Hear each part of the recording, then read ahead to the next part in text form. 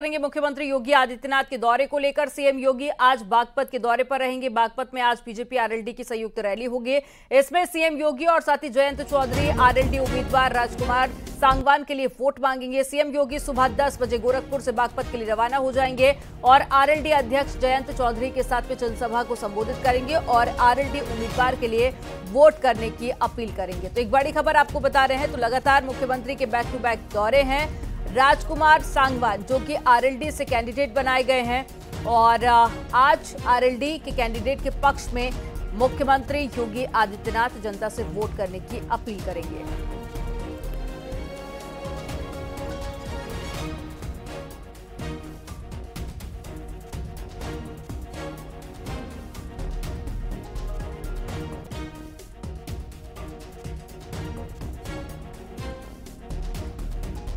मुख्यमंत्री योगी आदित्यनाथ आज अलीगढ़ के दौरे पर भी रहने वाले हैं। यहां भी सीएम योगी बीजेपी उम्मीदवार के पक्ष में चुनावी सभा को संबोधित करेंगे। सीएम योगी गभाना तहसील के पास में रैली करेंगे और साथ ही जनता से बीजेपी के पक्ष में वोट करने की अपील करेंगे और साथ ही बीते सालों में क्या कुछ उपलब्धियां रही हैं केंद्र सरकार की, उसको भी जनता के सामने रखेंगे। तो चुनावी जनसभा होनी है, अलीगढ़ पहुंचेंगे मुख्यमंत्री योगी आदित्यनाथ। मुस्लिम आबादी यहां पर बहुत ज्यादा है, तो ऐसे में बीजेपी के पक्ष में वोट करने की लोगों से अपील करते हुए आज आप सीएम योगी आदित्यनाथ को देखेंगे।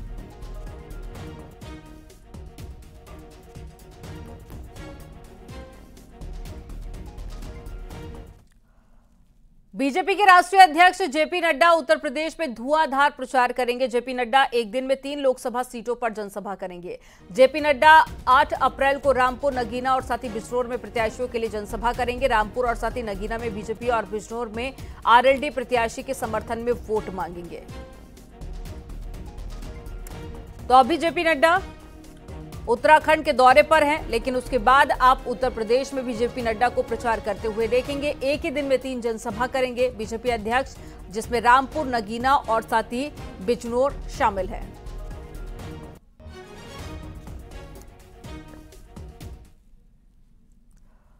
रॉबर्ट वाड्रा ने अमेठी से लोकसभा चुनाव की लड़ने की इच्छा जाहिर की है। प्रियंका गांधी के पति रॉबर्ट वाड्रा ने एक इंटरव्यू में अमेठी को लेकर अहम संकेत दिए हैं। उन्होंने अमेठी की मौजूदा सांसद स्मृति ईरानी पर भी हमला किया। उन्होंने ये भी कहा कि अमेठी से मेरा रिश्ता 1999 से है, और क्या कुछ कहा वो भी आपको सुनाते हैं।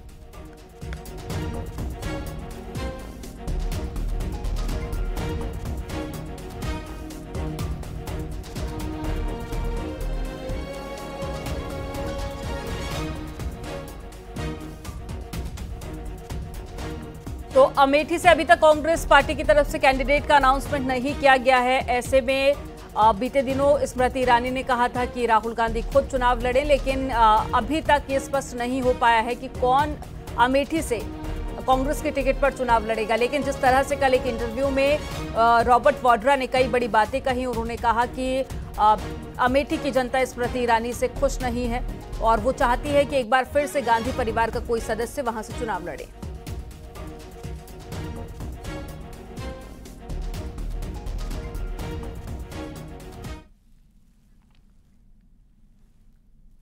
उत्तर प्रदेश की सबसे हॉट सीट अमेठी, जहां एक बार फिर से बीजेपी ने स्मृति ईरानी को उम्मीदवार बनाया है, तो दूसरी तरफ राहुल गांधी इस बार अमेठी से चुनाव नहीं लड़ना चाहते हैं, क्योंकि कांग्रेस कार्यकर्ताओं ने राहुल गांधी को अमेठी वापस लौटने के लिए कई बार पत्र भी लिखा है।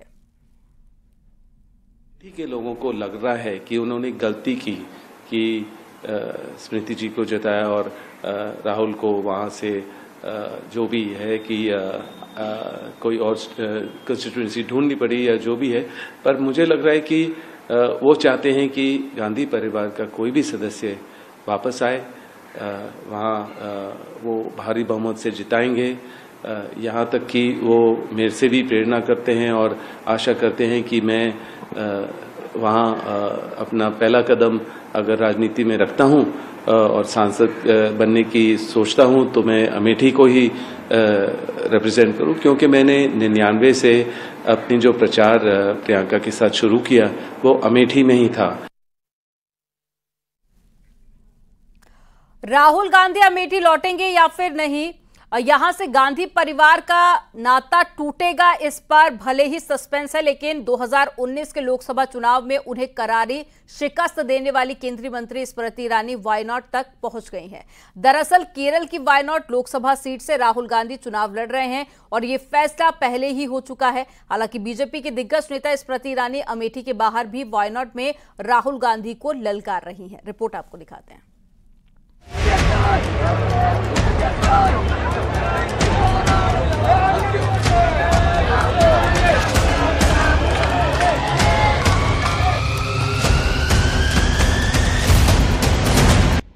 इन दो तस्वीरों को जरा गौर से देखिए। इन दोनों तस्वीरों की हकीकत जानकर आपको अंदाजा हो जाएगा कि अमेठी से बचकर निकले राहुल गांधी अब वायनाड में भी फंस चुके हैं। वैसे वीडी भैया, हार से डर कर भागने की कांग्रेस की अब फितरत सी हो गई है। अमेठी वालों से पूछ लो। अमेठी का मैदान छोड़कर वायनाड से नामांकन करने वाले राहुल गांधी त्रिकोणीय समीकरण में घिर चुके हैं। एक तरफ वो अपने ही गठबंधन साथी सीपीआई के निशाने पर हैं, तो दूसरी तरफ बीजेपी प्रत्याशी सुरेंद्रन के समर्थन में अब स्मृति ईरानी भी चुनाव प्रचार कर रही हैं। हथियार डालकर, टिकट बदलकर ये संकेत दे दिया कि देश जो कह रहा है वो सत्य हो रहा है। फिर एक बार मोदी सरकार और अब की बार।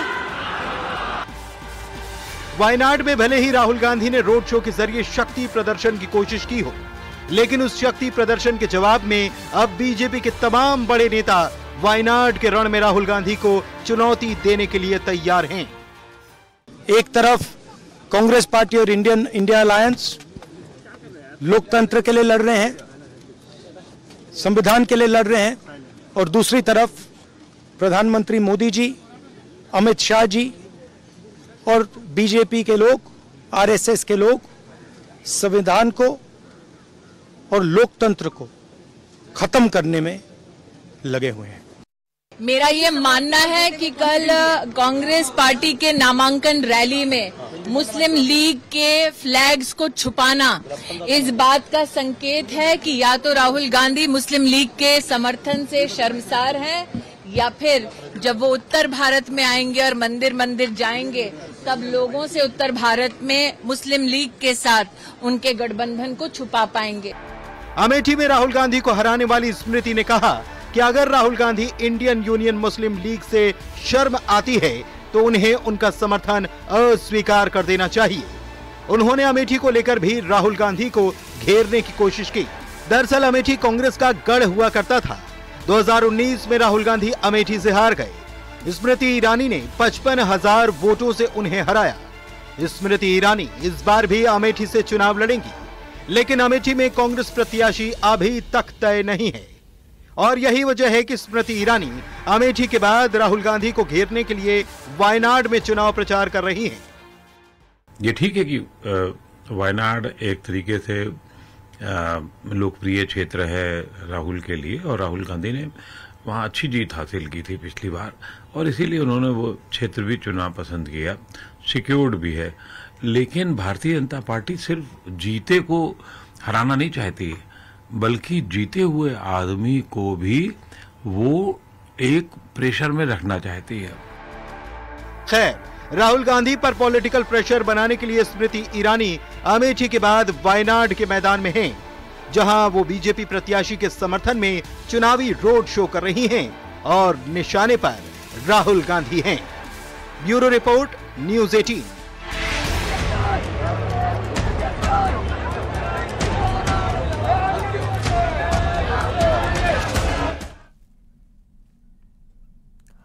दूसरे चरण की 8 सीटों के लिए नामांकन खत्म हो गया है और आज नामांकन पत्रों की जांच होगी।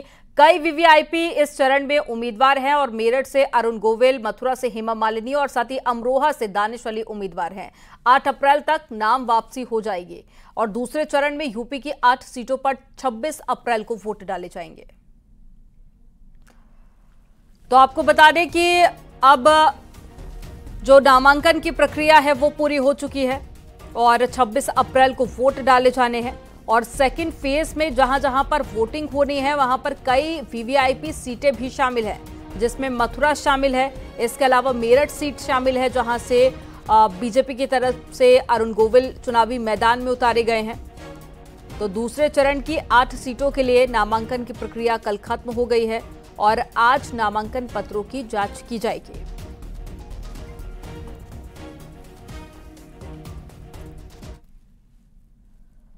बदायूं में चुनाव प्रचार के दौरान बदले शिवपाल यादव के तेवर। सपा नेता शिवपाल यादव ने कार्यकर्ताओं को चेतावनी दी है। कार्यकर्ताओं को वोट न देने पर चेतावनी दी और कहा कि वोट दो, नहीं तो हिसाब किताब होगा।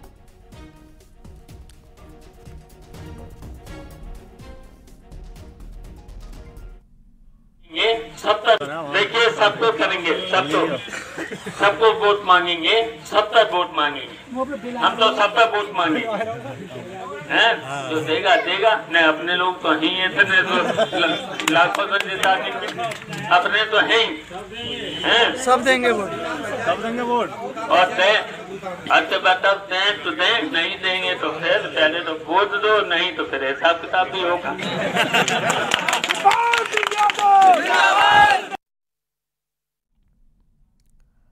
कांग्रेस नेता सोनिया गांधी ने राज्यसभा की पारी का आगाज कर दिया है और सोनिया गांधी ने राज्यसभा की सदस्यता भी ली। संसद भवन में राज्यसभा के सभापति और उप राष्ट्रपति जगदीप धनखड़ की मौजूदगी में उन्होंने शपथ ली है। आपको बता दें कि सोनिया गांधी राजस्थान से राज्यसभा के लिए चुनी गई हैं और इस बार रायबरेली से लोकसभा का चुनाव नहीं लड़ रही हैं।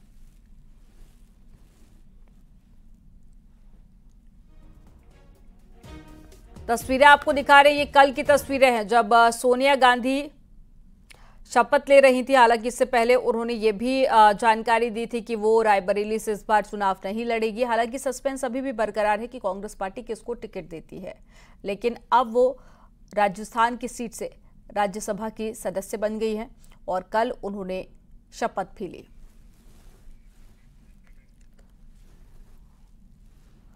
देश में आचार संहिता लागू है, चुनावी सीजन है और इस बीच संदिग्ध आतंकियों की गिरफ्तारी कई सवाल भी खड़े कर रही है। दरअसल महाराजगंज की सनौली सीमा से 3 संदिग्धों को गिरफ्तार कर लिया गया, जिनमें से 2 पाकिस्तानी नागरिक और 1 कश्मीर का रहने वाला है। तीनों नेपाल जाने की फिराक में थे, लेकिन उससे पहले ही सुरक्षा एजेंसियों ने तीनों संदिग्धों को धर दबोचा। ये तीनों नेपाल बॉर्डर पर क्यों और कैसे पहुंचे थे, इनकी मंशा क्या थी और एटीएस इसकी जांच पड़ताल कर रही है। आपको एक रिपोर्ट दिखाते हैं इसी से जुड़ी हुई।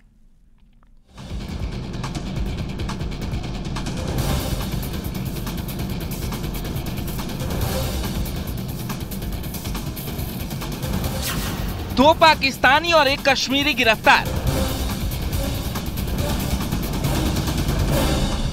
महाराजगंज की सोनौली सीमा से गिरफ्तारी।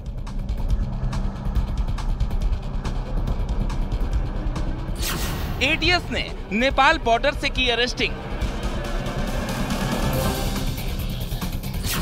संदिग्धों की गिरफ्तारी, बॉर्डर पर अलर्ट।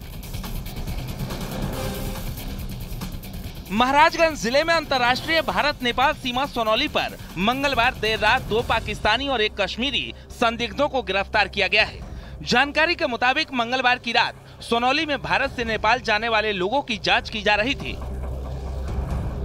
एक बस में 3 संदिग्ध युवकों को बैठे देख उनसे पूछताछ की जाने लगी। जांच पड़ताल में 2 युवक पाकिस्तान के निकले, उनके पास से पाकिस्तानी पासपोर्ट मिले, जबकि जम्मू कश्मीर के एक युवक के पास आधार कार्ड मिला।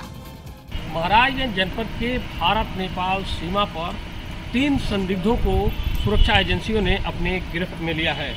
जानकारी मिली है कि 3 जो संदिग्ध पकड़े गए हैं उनमें एक पाकिस्तान का रहने वाला है, तो दूसरा पाक अधिकृत कश्मीर का और तीसरा जम्मू कश्मीर का है। इन तीनों ने मिलकर नेपाल जाने की तैयारी थी, ऐसी जानकारी मिल रही है। पूछताछ में एक ने अपना नाम नासिर जमाल पुत्र कासिम अहमद काराल पोल श्रीनगर जम्मू कश्मीर बताया।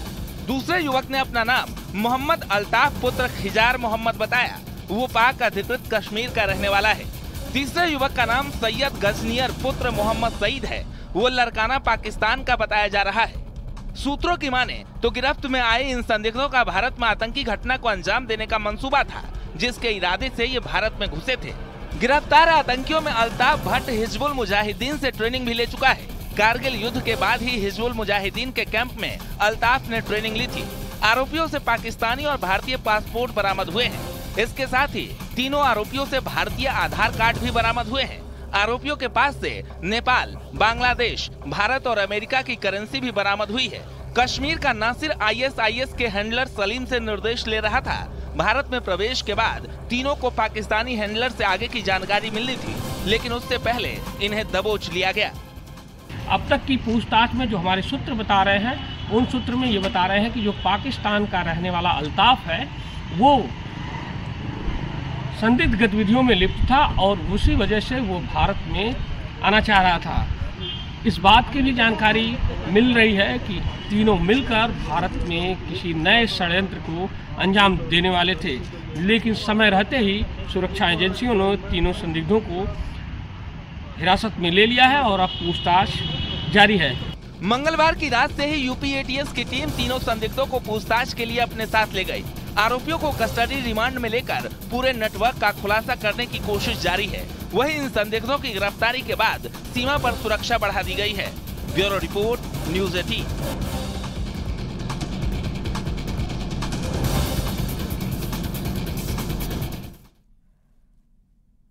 अयोध्या में आज राम मंदिर तीर्थ क्षेत्र ट्रस्ट के सदस्यों की बैठक होगी। सुबह 11 बजे मणि रामदास छावनी स्थित राम मंदिर ट्रस्ट के अध्यक्ष नृत्य गोपाल दास के आवास पर यह बैठक होगी। आपको बता दें कि हर 3 महीने पर राम मंदिर ट्रस्ट के सदस्यों की बैठक होती है। भव्य, नव्य और दिव्य मंदिर में रामलला की प्राण प्रतिष्ठा के बाद में पहली बार ये बैठक होने जा रही है। इस बैठक में रामनवमी को लेकर चर्चा होगी और मंदिर परिसर में धार्मिक अनुष्ठान और साथ ही सांस्कृतिक कार्यक्रम की रूपरेखा भी बनाई जाएगी। रामलला के जन्मोत्सव के दरमियान 24 घंटे राम मंदिर के जो कपाट हैं वो खोले जाने पर भी ट्रस्ट के पदाधिकारी मंथन करेंगे और राम जन्मभूमि परिसर में सुरक्षा सुविधा और साथ ही भीड़ कंट्रोल करने के लिए रूपरेखा भी बनाई जाएगी।